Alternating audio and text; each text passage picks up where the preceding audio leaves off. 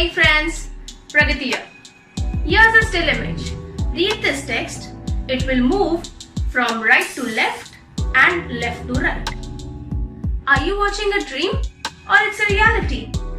Well, my friends, ये कोई सपना नहीं, ये एक illusion है, जिसे हम anomalous motion भी कहते हैं. अगर मैं कहूँ कि illusion एक मजेदार चीज है, तो इसमें कोई गलत बात नहीं होगी, क्योंकि illusion का literal meaning ही होता है to have fun.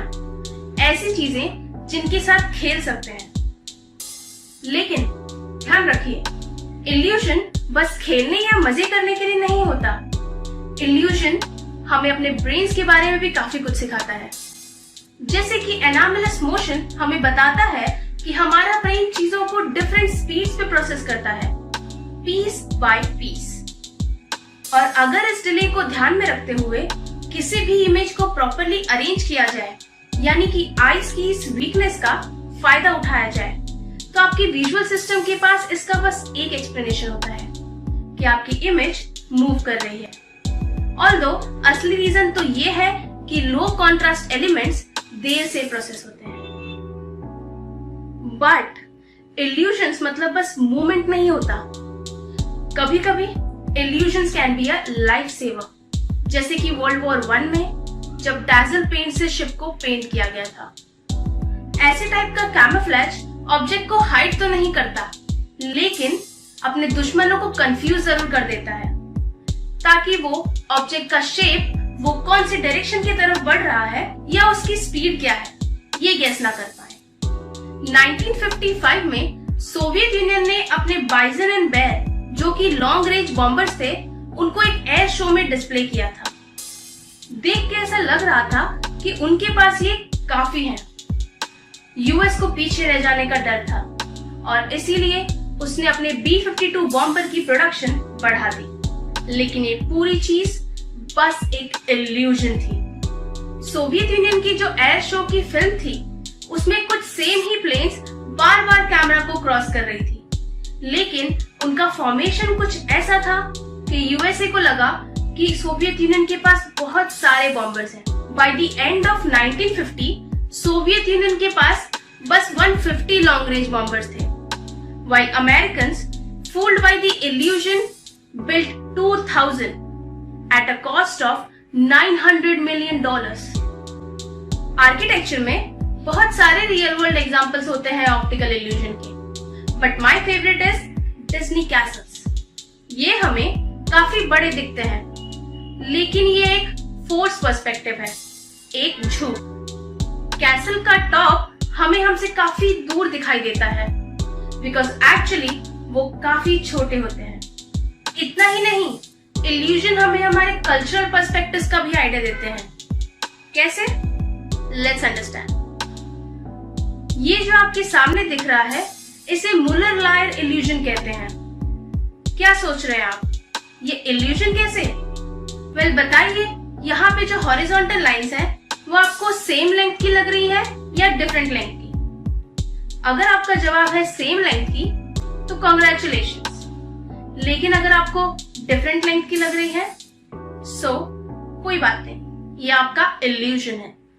एक्चुअली दोनों लाइंस का लेंथ सेम है, लेकिन नीचे वाली लाइंस वेस्टर्न कल्चर या एशियन कल्चर के लोगों को बड़ी दिखाई दे सकती हैं, व्हाइल साउथ अफ्रीकन कल्चर्स या आदिवासी को ये लाइन इक्वल लेंथ की दिखाई देगी. क्या आपको पता है, आकियोशी किटाओका ने ऑप्टिकल इल्यूजन का यूज करके बहुत पहले ही ग्लूकोमा को डिस्कवर करने की टेक्निक ढूंढ ली थी.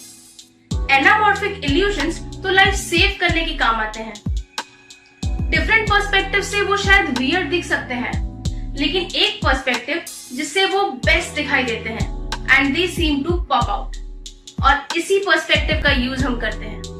जैसे कि वेस्ट वैंकूवर कनाडा में ड्राइवर्स हमेशा अटेंटिव रहे ड्राइव करते समय, इसीलिए रोड पे एक डिजाइन बना हुआ होता है. अगर ड्राइवर के पर्सपेक्टिव से इस डिजाइन को देखा जाए, यानी कि जब ड्राइवर इस डिजाइन को देखेगा, तो उसे एक बच्चा दिखाई देगा, जो कि एक 3D इल्यूजन होगा. और इसे देखते ही ड्राइवर अपने आप अपने गाड़ी की स्पीड कम कर देगा in order to prevent any accident. and that's how driver can be more attentive. प्रस्पप ने कुछ अमेजिंग एग्जाम्पल्स बनाए हैं 3D इल्यूजन को समझने के लिए। आपको क्या लगता है ये एक ऑब्जेक्ट है? जी नहीं, ये एक एनामॉर्फिक प्रोजेक्शन है। एक टाइटैनिका नाम की एनसाइक्लोपीडिया है जिसमें टाइटैनिक से जितने लोग रिकवर हुए हैं उन सबका डिस्क्रिप्शन है। It was indeed a very traumatising incident. लेकिन क्या आपने कभी सोचा है वो आइसबर्ग पहले क्यों नहीं दिखा? और दिखा तो भी तब जब बहुत देर हो चुकी थी। क्यों कैलिफोर्नियन, जो टाइटैनिक के सबसे नियर बाय लोकेशन में शिप थी, वो मदद करने जल्दी नहीं आई? Tragic questions, right? लेकिन अगर मैं कहूं इनके जवाब ऑप्टिकल इल्यूजन्स में हो सकते हैं तो क्या आप मानेंगे? आइए समझते हैं कैसे। टाइटैनिक जिस कंडीशन में सेल कर रही थी वो कंडीशन मिराजेस, जिसे हम आंखों का धोखा भी कहते हैं, उसके लिए परफेक्ट कंडीशन थी। एक थियरी के according Titanic gulf stream and Labrador current के बॉर्डर पे सिंक हुई, gulf stream being warm and Labrador current being cold. And यहाँ जो जनरल केस होता है कि ज्यादा हाइट पे ठंडी हवाएं होती हैं, वो केस यहाँ पे इन्वर्टेड था। इसे हम थर्मल इन्वर्जन कहते हैं। ना आपको तो पता होगा एयर टेम्परेचर की वजह से इंडेक्स ऑफ रिफ्रैक्शन काफी अफेक्ट होता है एंड थर्मल इन्वर्जन का मतलब ही है बेंडिंग ऑफ लाइट। अगर हमारी आंखों में जो रे ऑफ लाइट आ रही है वो नॉर्मल हाइट के ऊपर से आ रही है तो हमें ऑब्जेक्ट्स फ्लोट करते हुए नजर आ सकते हैं, जैसे कि ये शिप। और कभी कभी तो थर्मल इन्वर्जन की वजह से ऑब्जेक्ट्स को पहचान पाना भी डिफिकल्ट होता है, जैसे कि ये शिप या फिर आइसबर्ग या फिर एक डूबती हुई शिप जिसे हेल्प की जरूरत है।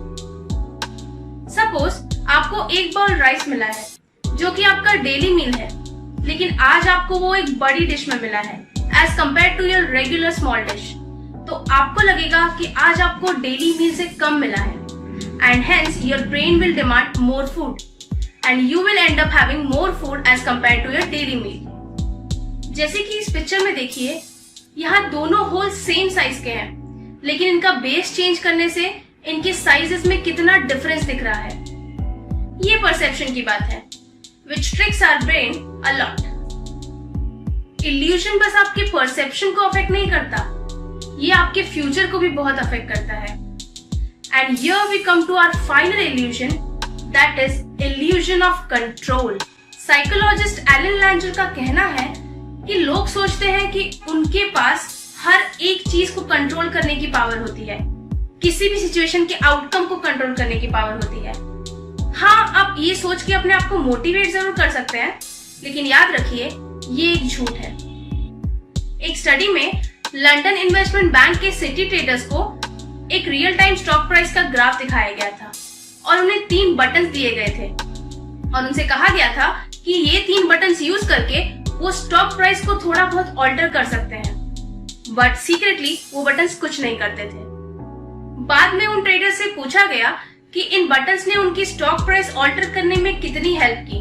वेल, सरप्राइजिंगली जिन ट्रेडर्स को लगा कि वो स्टॉक प्राइस को काफी अच्छे से कंट्रोल कर पा रहे थे वर द वंस जिन्होंने रिस्क मैनेजमेंट टेस्ट में सबसे कम स्कोर किए थे, जिनका contribution towards their company was minimal, और जिनकी सैलरी की अगर मैं बात करूं तो वो भी काफी कम थी। सोचने वाली बात है। इल्यूजन ऑफ कंट्रोल एक नाइस फीलिंग है, लेकिन कभी कभी इट्स फाइन।